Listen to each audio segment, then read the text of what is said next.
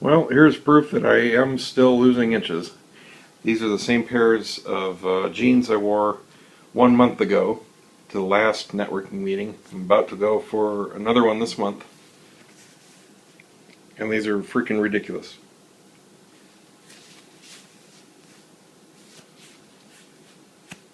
Last month they were big, but they were not this big. Alrighty then. So I'm on the way to the meeting, and man, something is misfiring or just missing, especially under load. Been noticing it kind of off and on the last couple months, but this morning, just cruising around in top gear here, it's like pop, pop, pop, pop. So I'll have to take a look at that when I get home. Check the plugs first. Not reading any codes. It's kind of weird. Anyway, off to the meeting. It's over in Tampa, so it's about an hour's drive. Kind of sucks. Most of the meetings around here are usually in Tampa. Wow, yeah, I can feel it there. I don't know if you can hear it. Fun, more adventures.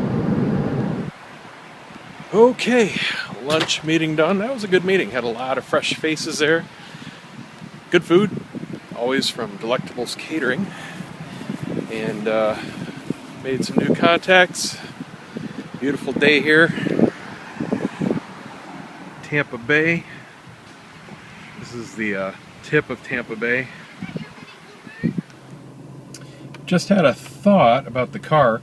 I did notice this weird hesitation kind of picking up after I changed the air filter, so I might just try resetting the ECU. I've got a custom computer program in here. I've had it since pretty much the beginning, because I do have a fair amount of mods to it.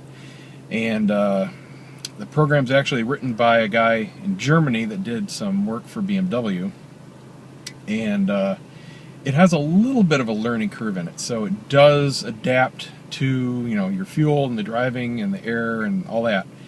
So with the big change in the air filter, might just need to kind of bring it back to neutral. So I'll do that when I get home. It's just disconnecting the battery for like 10 minutes and see if that changes anything. And in the meantime, I'll pull the plugs and check them out. They are really new though, so I can't imagine them being a problem.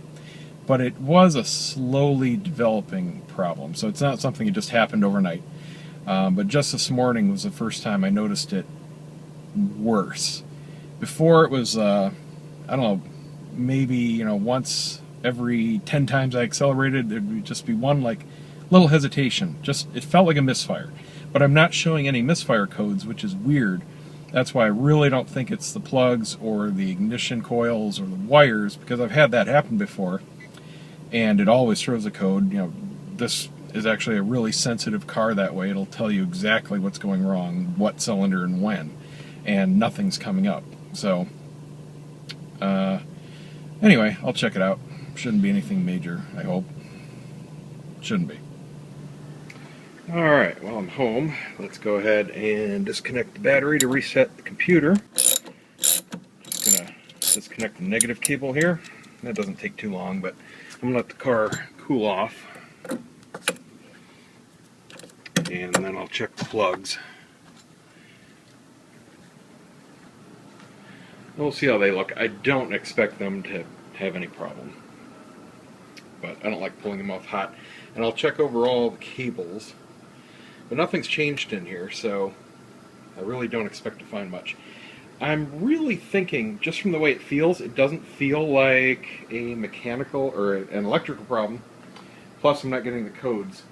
So, I don't know, I'm thinking fuel filter. It's got 72,000 miles. It's under the passenger seat. It's not that big of a deal to change. I looked up the procedures online. Now, Mini says it's a lifetime filter, which is bullshit. Nothing is lifetime. But 72,000... I don't know. I could see it both ways. It's not a real long time, but at the same time, I do run the tank very dry just about every time. Hi, Chloe. So it is going to pick up a lot of sediment. So it's $50. I'm going to go ahead and order one. Can't hurt to do it anyway. If that doesn't do anything, I'm thinking, let me turn on a light here.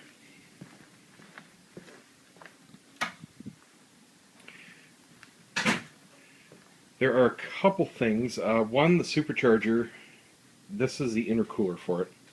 Supercharger's underneath, and they are prone to a lot of oil buildup. So it might be time to pull it all apart and do a real good cleaning. The other thing is, I had it in the dealer for routine service a while ago, and they said it had a leaky valve cover gasket. Now, I couldn't find the leak that they were talking about, but I did buy a gasket set. So I do have that to throw on, because it could be a vacuum leak somewhere. But finding it is not easy. So anyway, I'll try the easy stuff first and see if anything changes. There I am. Other than that, I don't know.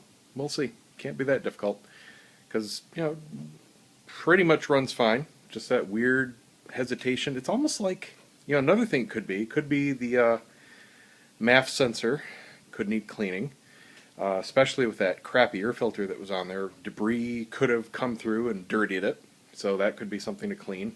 It'll cost me about $20 in cleaner. But anyway, I'm going to get to work. It's about 2:30. I'm finally home, so I got a lot of stuff to do. I don't know. Might take a ride tonight. It's still soaking wet out, so I don't know. Anyway, if I don't take a ride, I'll see you guys tomorrow.